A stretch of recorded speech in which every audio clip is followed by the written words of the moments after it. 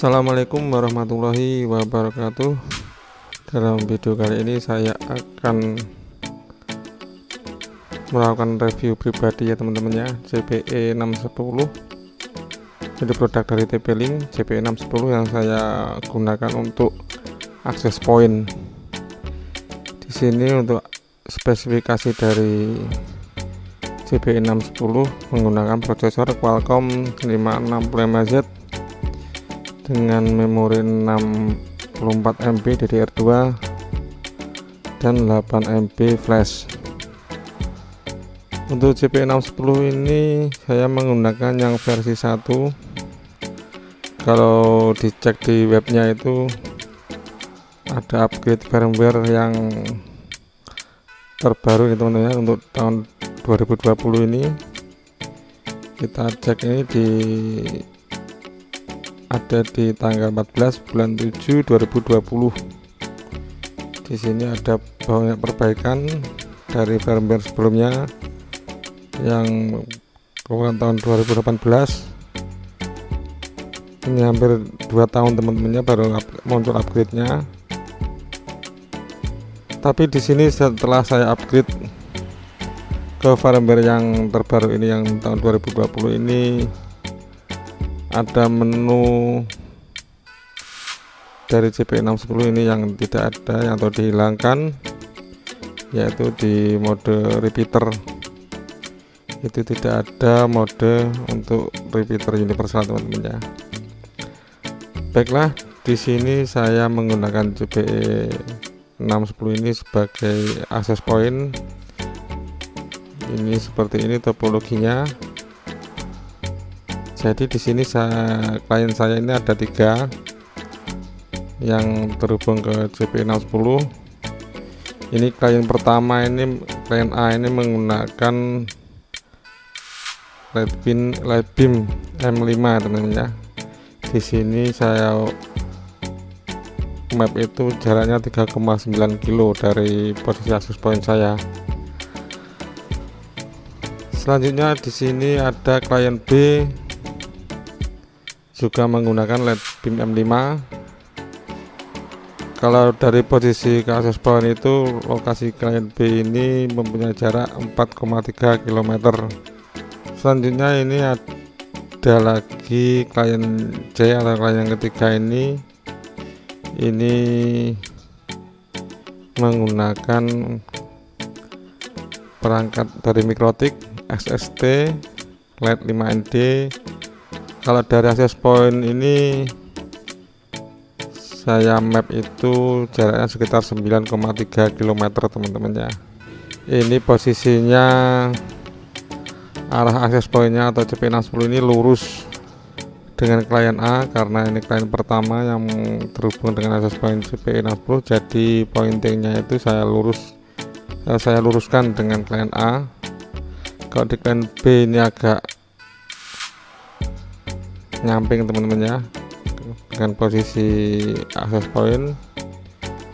Kalau untuk yang klien C ini juga posisinya tidak lurus dengan CPE 610, jadi agak ke samping sedikit. Selanjutnya saya akan langsung membuka web interface dari CPE 610 yang saya gunakan akses point, dan saya akan menunjukkan kepada teman-teman semuanya apa-apa saja yang telah saya rubah agar ketika klien saya ini bisa terhubung dengan akses point dan mendapatkan koneksi internet yang stabil. Di sini untuk klien ini menggunakan 2 Mbps, untuk klien B ini 3 Mbps, dan untuk klien C ini 2 Mbps juga teman-teman ya. Baiklah, saya langsung membuka web interface-nya. Ini halaman statusnya, kita langsung saja menuju wireless. Jadi ini di sini untuk regionnya saya tetap menggunakan test mode.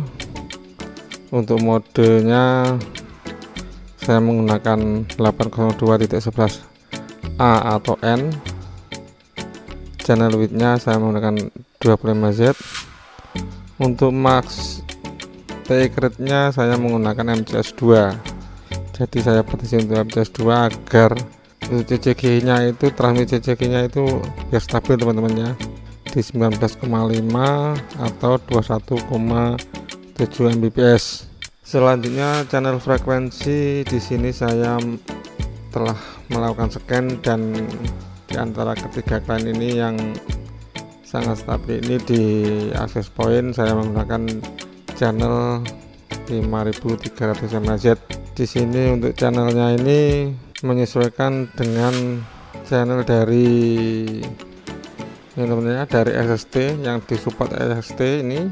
Kalau untuk LED beam di klien A dan klien B ini juga saya sudah menggunakan regionnya lisensi, jadi dia multi channel, jadi dipindah-pindah channel kemanapun dia akan ikut semua support. Ini kalau sama JP610 beda dengan Mikrotik SST Lite ini tidak semua channel bisa disupport channel yang ada di JPE610, jadi otomatis dari access point ini menyesuaikan agar channelnya ini bisa digunakan atau tersambung ke SST atau produk Mikrotik ini teman-teman ya. Jadi di sini saya menggunakan channelnya 60 atau 5300 MHz. Selanjutnya di sini antenanya saya menggunakan 23 dpi. Untuk EIRP limitnya kita disable atau centangnya, kalau ada centangnya dihilangin teman-teman ya. Untuk transmit powernya karena di sini untuk PTMP, jadi untuk ini saya mengurangi dari transmit power maksimalnya 27 dpm, ini saya menggunakan 25 dpm. Karena di sini untuk kliennya itu merek ini menggunakan gado-gado temannya, gado-gado itu ya istilahnya tidak, mereknya tidak sama-sama TP linknya. Jadi ini untuk max streamnya ini saya disable atau centangnya saya hilangin. Jadi LED beam sama SST itu sudah beda merek dari Ubiquiti dan Mikrotik. Selanjutnya kita langsung ke bawah saja teman-teman ya. Ini di advanced wireless setting. Untuk distance setting ini yang perlu diperhatikan teman-teman.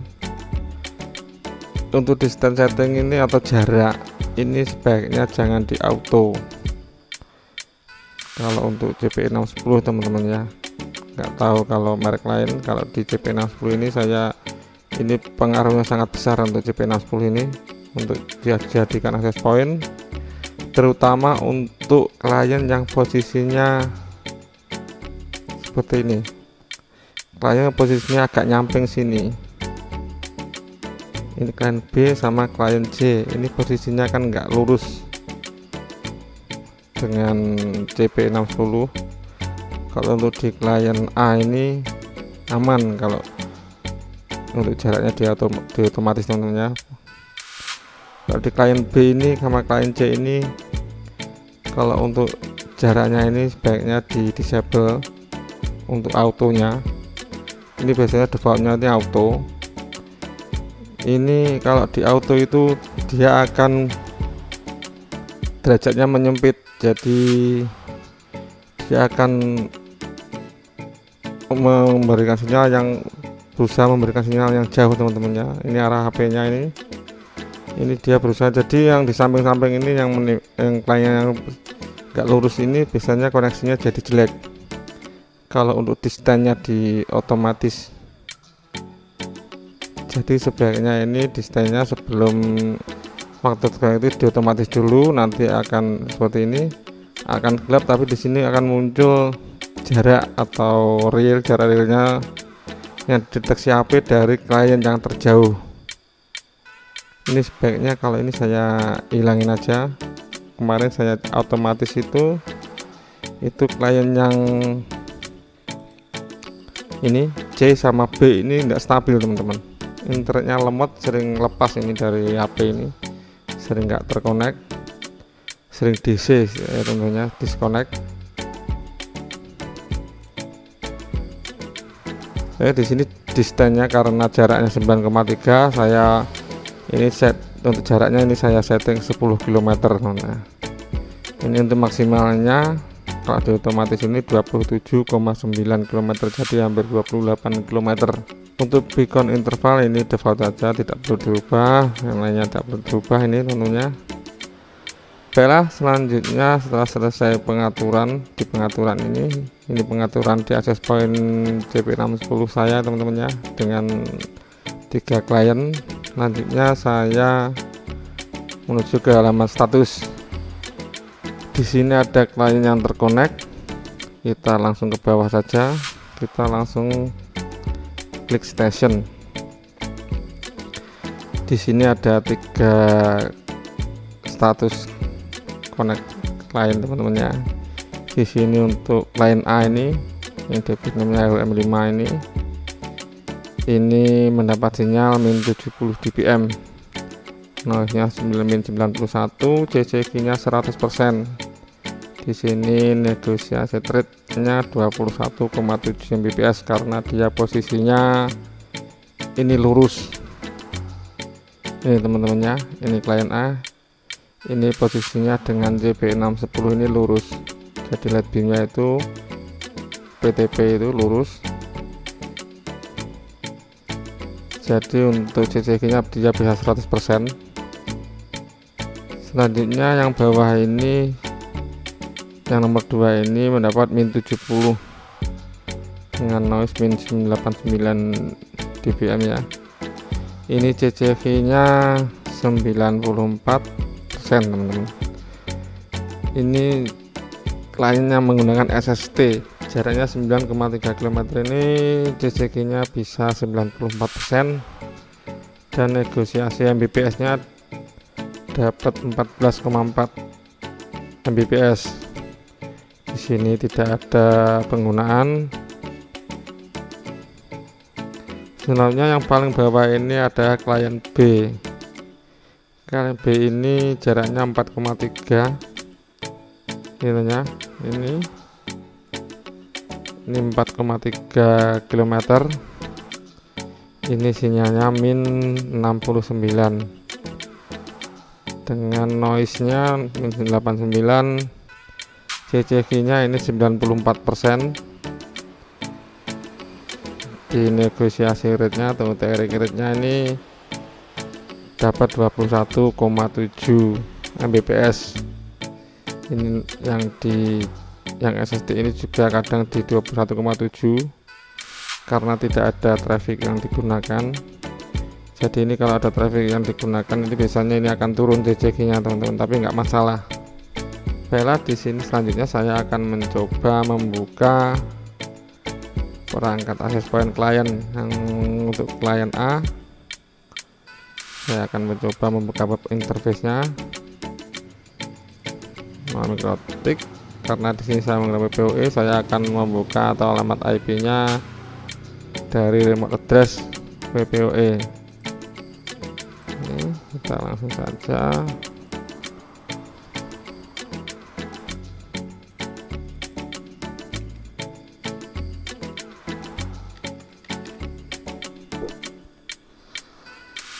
di sini adalah status ya, LED beam M5 dari klien A. Ini klien A ini teman-teman ya, ini jaraknya 3,9 km. Ini untuk sinyal strength nya ini mendapat min 75 dBm. Kalau di access point JP610 itu sinyalnya mendapatkan min 69, jadi beda teman-teman ya. Ini 75, di sini 69 atau 68, jadi beda. Di sini CCG nya 100, kalau di sini 85, ini 80-an ini. Baiklah, selanjutnya saya akan mencoba membuka klien B, jarak 4,3 km. Di sini ada traffic, nggak apa-apa ya teman-teman ya. Di klien B saya akan mencari IP nya, ini remote address nya, kita copy.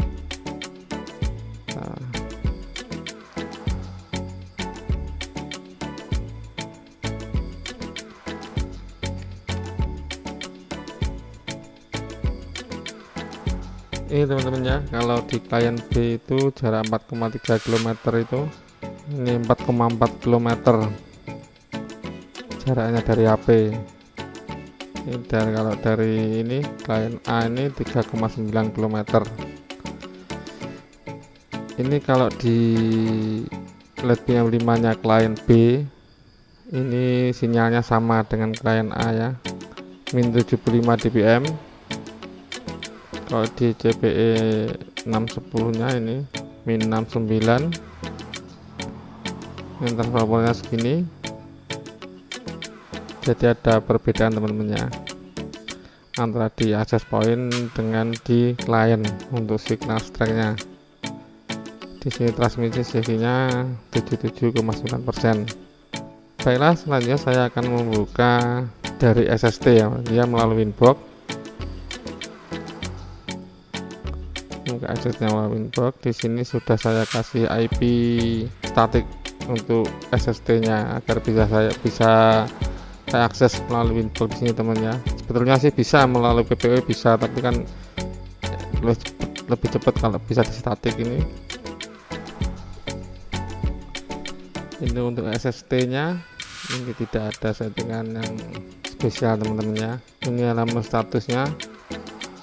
Di sini channelnya 5300. Ini take rate-nya ini sampai 43 Mbps teman-teman ya.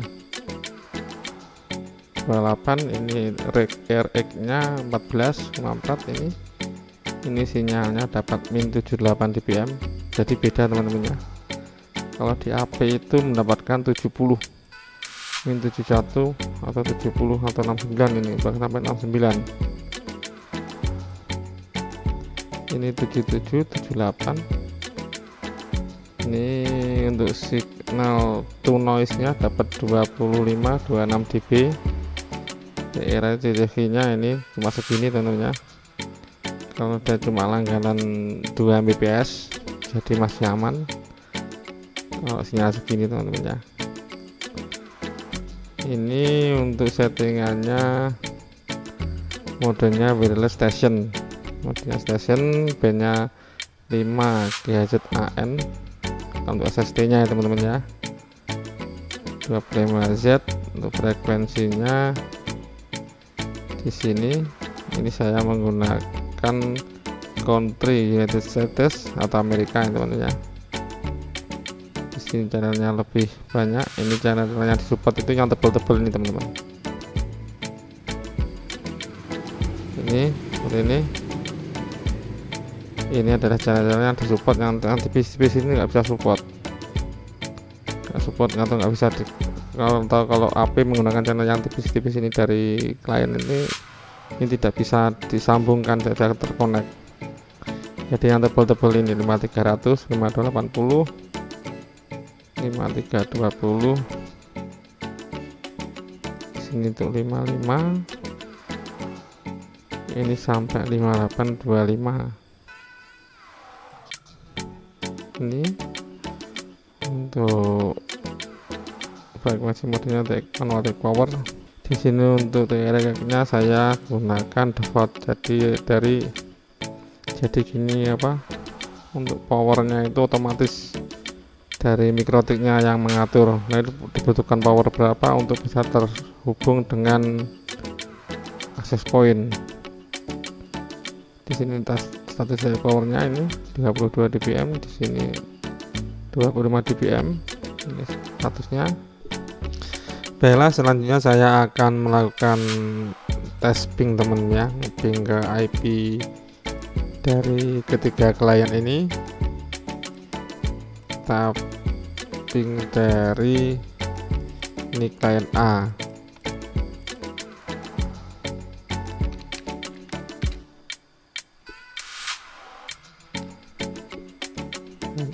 IP-nya ini kita paste saja.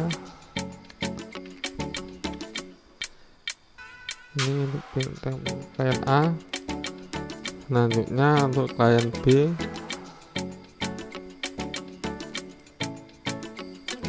dia 27 belakangnya.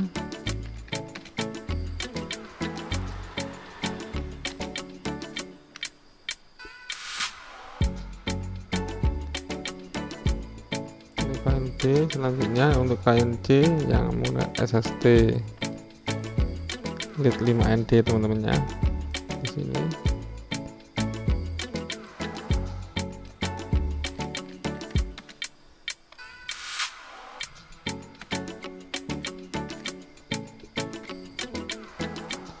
Nah teman-teman, ini adalah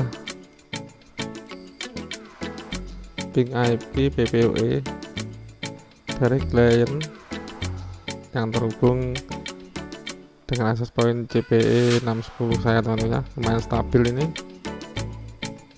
tidak ada traffic ini ya, tapi nggak maksimal traffic yang digunakan.